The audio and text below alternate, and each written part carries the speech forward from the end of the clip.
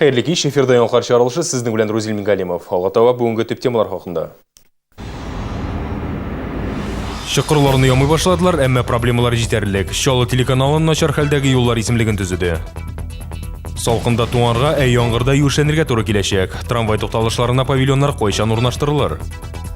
Шит паспорт белән кредит рәсмиләштерергә омтылган 25 яшьлек егет банк эшчеләрен алды алганмы?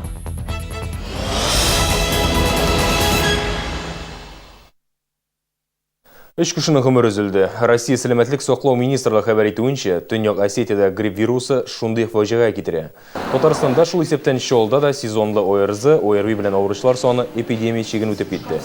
Авыручыларның иң зур күпчелеген 14 яшькәчә балалар тәшкил итә. Соңгы атнада гына барлыгы 5000-нән артык шәһәрдәш хастаханәләргә мөрәҗәгать иткән. 6-сына грипп диагнозы куелган.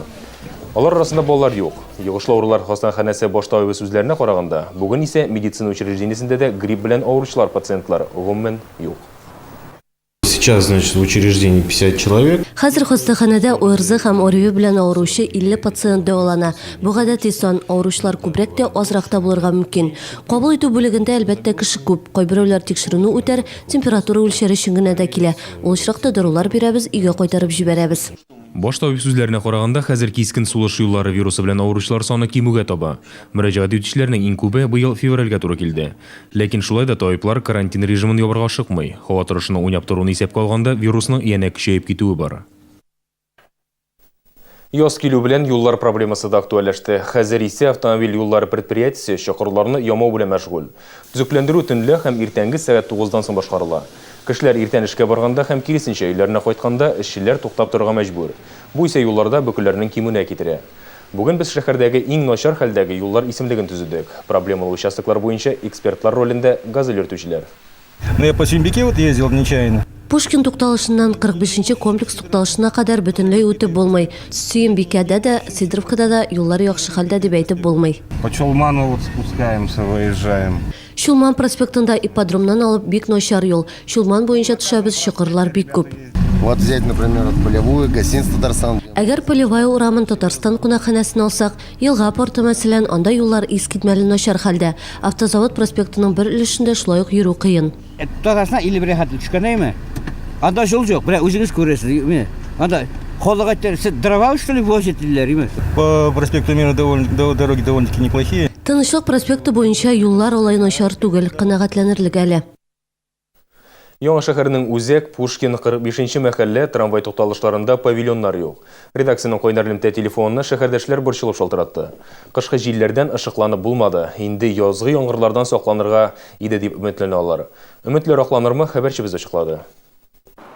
Тукталышларда павильоннар җитмәй, редакциянең кайнар элемтә телефонына шалтыратучылар фикеренчә, проблема бигрәк тә Сөембикә проспекты өчен актуаль. Төзелеп киткән 3 трамвай тукталышы бары тик махсус билге белән генә аерымланган. Шәһәрдәшләр транспортны ачык һавада көтеп торырга мәҗбүр. Неудобно, дождь, снег, неудобно стоять. Бик җайсыз, яңгыр, кар ява. Без сарае янында павильон бар, 45-нче мәхәлләдә юк. Кешеләр өчен бик кирәк ул. Яңгырдан соң павильон астына басарга, җилдән. Бу проблема кайнар элемтә телефонына мөрәҗәгать итүчеләрне генә борчымый. Шәһәрдә павильонсыз тукталышлар шактый. Если дождь, то... Яңгыр яуса, пассажирларга ошыкланып торыр урын юк. Бу проблема трамвайга утырып ГЭСка барырга туры килә. Универсам тукталышында да ачык урын, студентлар урамында да шул ук хәл.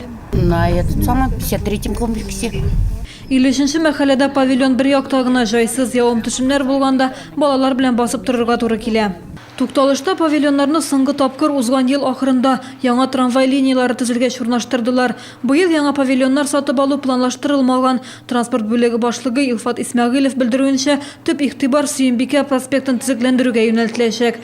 Тукталышларда уңай шартлар булдыру өчен шәһәр бюджетында әлегә акча юк. Гүзәл Шихапова, Гөлназ Хасанова, яңалыклар. Автомобильләрне эвакуацияләүне тыярга мөмкиннәр. Дәүләт думасы шундый эчтәлектәге карар кабул итәргә җыена. Юл кагыйдәләрен бозган автомобиль йөртүчеләргә бу яңалык кагылмый. Мисал өчен, җәүләр сукмагында, автобус тукталышларында, трамвай юлларында, зебрада калдырылган машиналар барыбер штрафстоянкага озатылачак. Закон кабул ителгән чиракта машиналарын тыю билгеләре булган урыннарда калдырган өчен хуҗаларына штраф салынмаячак. Автомобильләрен эвакуаторда алып китмәячәк. Эвакуациялауны туктатуны бик кулай күрмим, чөнки юлларда машиналар бик нык кымачаулыйлар. Юлларны чистартырга үзебез зарланабыз, что юллар начар дип зарланабыз. По-моему, Минемчә, бу начар автомобиль тротуарда торга тиеш түгел. Город проектировался, когда не предусмотрено было такое количество. Шәһәр төзегәндә автомобильләрнең булай күп булуына карамаганнар. Барда совет чорына туры китереп эшләнгән. Шуңа күрә автомобильчеләрнең монда гаебе юк. Шәһәрдәшләрнең күбесе машина белән эшкә йөри, аны оешмалары янында калдыралар. если Әгәр дә капка каршына автомобиль куйганнар икән, проблеманы эвакуаторсыз хәл итеп булмый. Қозан дегітлері шолды. Концерт 5 март күнні Сарасадыкова исемдегі концертлар зонында болашақ. Кеше біз томашаға 2 билет уйнатқан едік. Оны ұту үшін яңалықтар шығарылышын ихтибар білен қорарға һәм эфирда яңғыраған сұрауға жауап берге керек еді. Жеңуші исемі белгілі, ол Марат Гатин. Оны біз билетларын тапшыру үшін редакциябызда күтіп қалабыз. Бүгін тоғын 2 билет ұту мүмкінлігі бар. Ихтибар сұрау. Күңіл радиосы ұйыштырған марафон неше сағат дәвам етешек. Жауаплар Шол ТВ телерадиокомпаниясының ВКонтакте түркімінде ертеңгі сағат 8-ге қадыр қабыл етілешек. Сұрауға жауап яңалықтар тапшыруының келесі минутларында болашақ. Әзірге реклама бөлінебіз, бірнеше минуттан соң шарашырбыз. Шит паспорт білен кредит рәсмиләштірге ұмтылған 25 яшьлек егет банк эшчеләрен алды алганмы?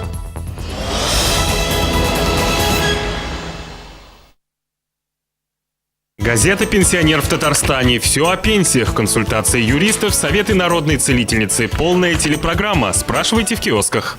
5 март Яршаллы шәһәре Сарасадыкова исемендәге концертлар залында Казан егетләре концерты. Кыскасы шәп булачак. Рәхим итегез. 6+. Автор башкаручы Гүзәлия дусларынча Илназ Бак, Алсу Абелханова, Сөмбел Билалова, Радик Юльяхшин һәм башкалар. 21 март мэрия концертлар залында. Артроз, остеохондроз, гипертония, варикоз.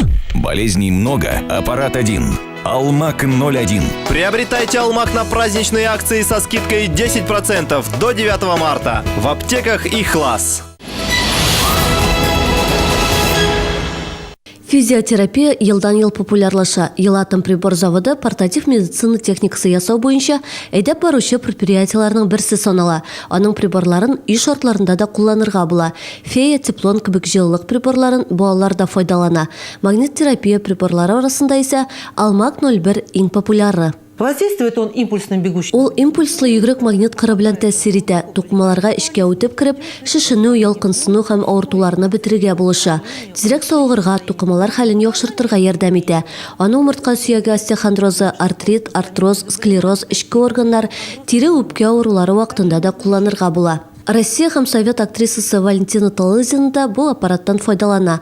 Алмак аңа арка савыртканда булыша. Вы будете активно его использовать, то есть вы добросовестный пациент, будете четко следовать инструкции? Я буду четко. Вообще-то я человек ленивый, но думаю, что пациент добросовестный. Пословица есть такая, когда жареный петух клюнет, то уже будешь все делать четко. Бу көннәрдә 8 март халыкара хатын-кызлар көненә багышланган акция үтә. Алмак аппаратларын 10% ташлама белән алырга мөмкин. Акция Мильфарм, Ихлас, Эскулап 36 аптекаларында 9 мартка кадәр гамәлдә. Ашыгыз, товарлар саны шикләнгән.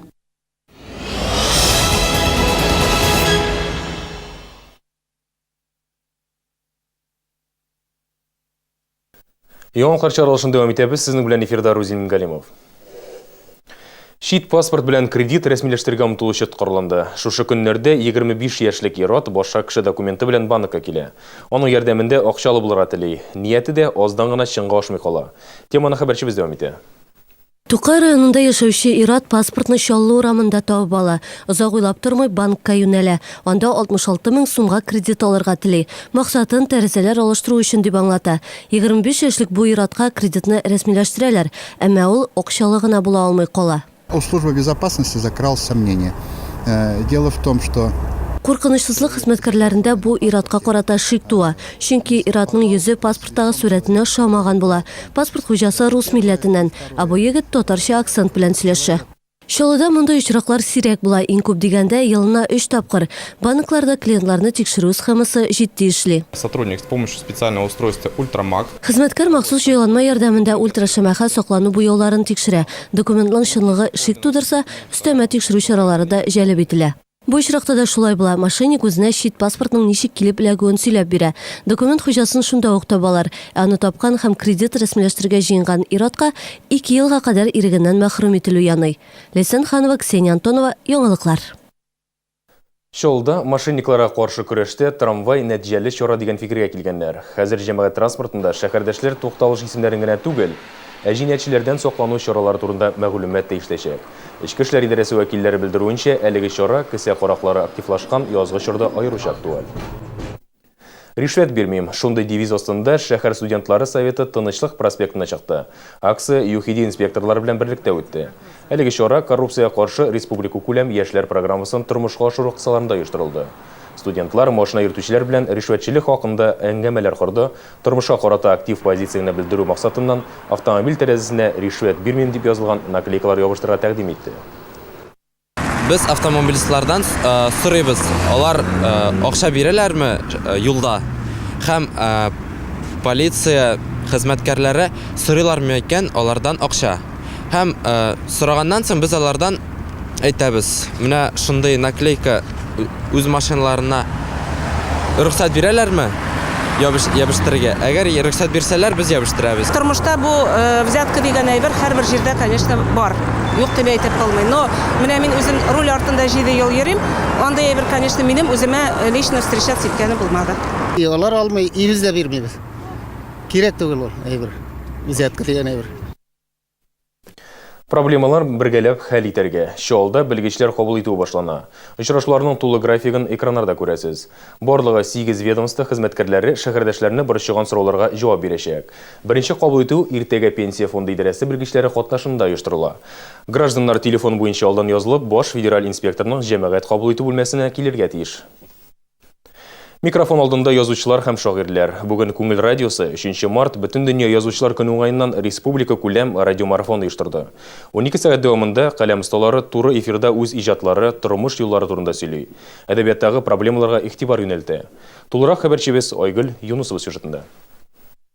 Имен көннәребездән хөрмәтле тыңлаучыларыбыз, язучылар көне уңаеннан оештырылган радиомарафоныбызны дәвам итәбез.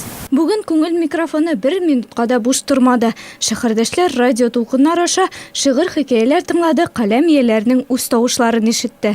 Радиомарафонның чираттагы кунагы Татарстан язучылар берлеге әгъзасы шәһәрдәшебез Айгөл Әхмәтгалиева. Төрле милләттән булган сәнгать әһелләре белән язучылар белән аралашу минем өчен бу елның бик зур һәм шатлыклы бүләге булды. Узган ел иҗат эзләнүләр өчен уңышлы булды ди Айгөл Әхмәтгалиева. Язучының Мин гашыйк булдым исемле китабы дөнья күрде, ә Капка повесте төрки телле илләр арасында уздырылучы Мәхмүд Хашкари бәйгесендә 2нче урын алды. Элекке кеше каян рухи көч алды микән дим мин. Һәм шу хикәяләремдә инде бүгенге заман кешеләрендә китереп кертәм.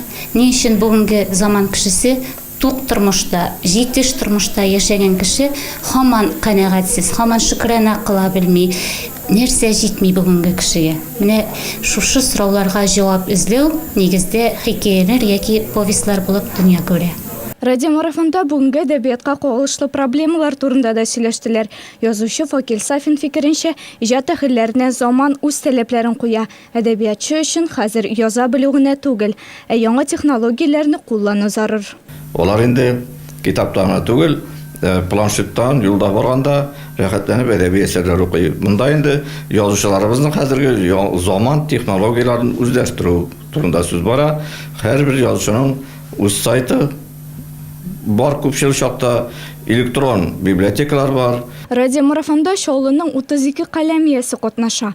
Алып баручылар Мәскәү, Уфа шәһәрләре һәм Мөслим районы язучы шагыйрьләре белән телефон аша элемтәгә керде. Чара иртәнге сәгать 8-дән кичке сәгать 8-гә кадәр дәвам итә. Әлбәттә, әдәбият сөючеләр өчен әдәбият ялында мондый марафоннар эшләргә кирәктер дип уйлыйм. Чөнки безнең халык борынгыдан бик укымышлы халык. Укуны ярата, шигъриятны ярата, повесть, романнар укый. Шулай булгачтан турыдан-туры язучылар белән очрашу, аралашу. Бу инде радио тыңлаучыларыбыз өчен дә зур мәртәбә дип әйтәсем килә. Бу минутларда күңел дулкыннарында шәһәрдәшләр өчен язучылар көненә багышлап уеннар оештырыла. Айгөл Юнусова, Дмитрий Рачеев, яңалыклар. Торок коммуналь хуҗалык өлкәсендә бүген кемнәр эшли? Идарә итү компанияләре яшь кадрларны ничек эшкә җәлеп итә? Әлеге сорауларга җавап Вектор комфорты тапшыруында. Ул санаулы мизгелләрдән соң эфирга чыгачак. Шәһәребезнең вакыйгалар белән сезне мин, Рузил Мингалим таныштырдым. Безнең телеканалда калыгыз.